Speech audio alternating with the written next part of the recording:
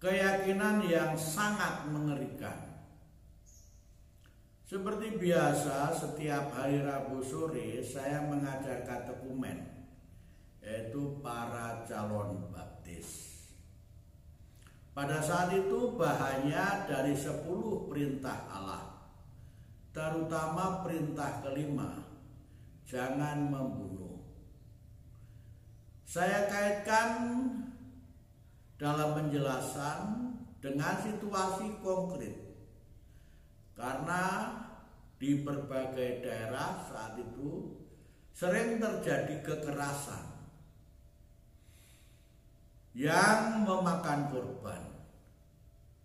Di samping itu juga ada berita tentang kelompok yang terorganisir dan mengerikan, yaitu teroris. 2 hari kemudian, yaitu tanggal 31 hari Jumat 2021, saya membaca berita dari harian Kompas dan melihat gambar seorang laki-laki bersorban, berjenggot panjang, berkumis tebal, dan di bawahnya tertulis namanya dengan cetak tebal, Osama bin Laden, pemimpin teroris dunia, dengan ratusan orang pengikutnya tersebar di seluruh penjuru dunia. Lalu saya tertarik dengan gambar dan berita itu. Khusus tentang gambar dan keterangan di bawahnya, saya gunting, saya fotokopi, saya perkecil dari ukuran 17 x 25 cm, saya jadikan ukuran postcard. Saya fotokopi sejumlah katekumen saya. Pada hari Rabu selanjutnya, ketika pelajaran katekumen lagi, saya bagikan gambar itu. Lalu saya bertanya kepada mereka, bukankah kita telah belajar dari firman Tuhan 10 perintah Allah, perintah kelima, jangan membunuh. Mengapa orang ini mendapat perintah juga dari Tuhan? Saya membunuh atas perintah Tuhan. Kita mana yang dipakainya? Beberapa ayat berapa? Kita menjadi heran. Karena itu saya mengajak para katekumen untuk tetap percaya kepada perintah dari Allah dan juga yang disampaikan oleh Yesus Kristus.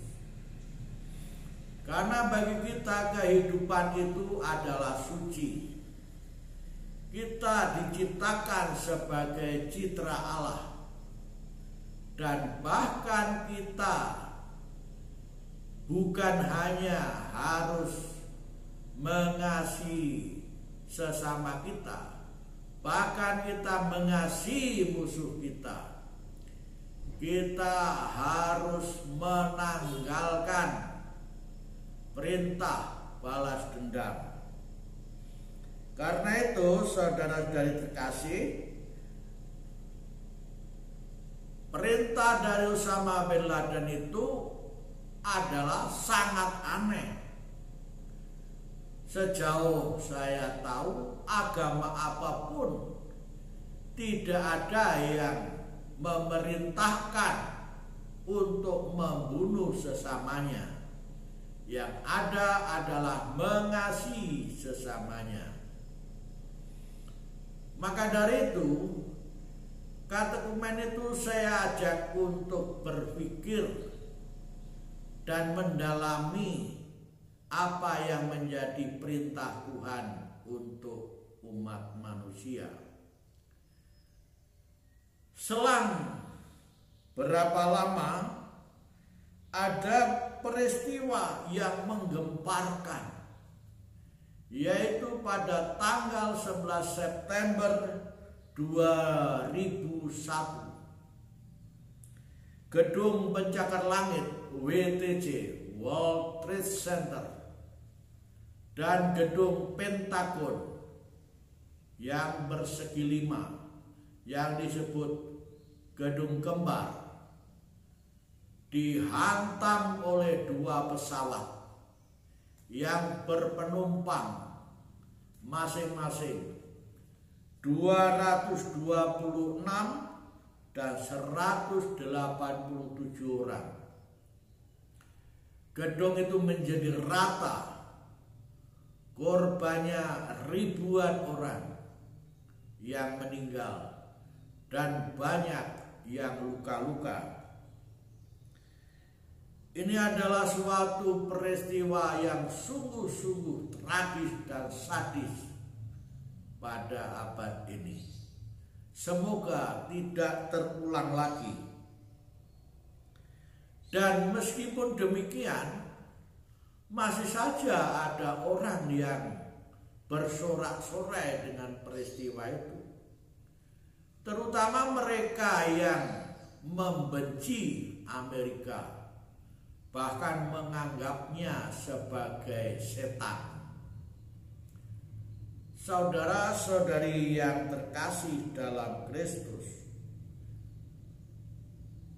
dengan peristiwa itu, Paus Yohanes Paulus II, pemimpin spiritual umat Katolik sedunia saat itu, menyampaikan bela sungkawa, pesan perdamaian, dan mengajak memaafkan dan menyampaikan bahwa terorisme memang dibangun atas sikap kebencian dan merendahkan martabat manusia.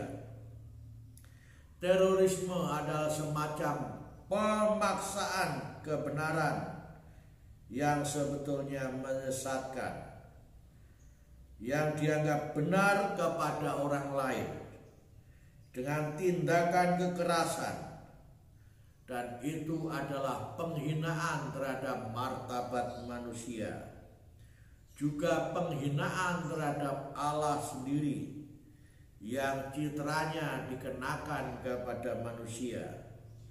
Lebih lanjut, Paus menyatakan bahwa terorisme adalah hasil fundamentalisme fanatik yang berkeyakinan bahwa pendapat harus dipaksakan kepada orang lain untuk diterima.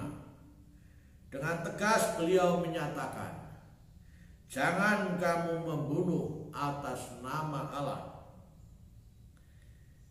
Bahwa kita harus menyatakan, mungkin perilaku itu, yang demikian itu, yang oleh Yohanes dalam suratnya disebut sebagai antikristus. Bandingkan 1 Yohanes bab 2 ayat 18 dan seterusnya. Tetapi yang pasti adalah tidak ada perintah yang paling mengerikan lebih daripada 1. Membunuh atas perintah Tuhan. 2. Membunuh sebagai jalan tercepat untuk masuk surga. Ini sungguh-sungguh mengerikan. Maka dari itu sudah sepantasnya kalau terorisme harus dienyahkan dari bumi Indonesia, bahkan juga bagi dunia. Tuhan memberkati kita. Amin.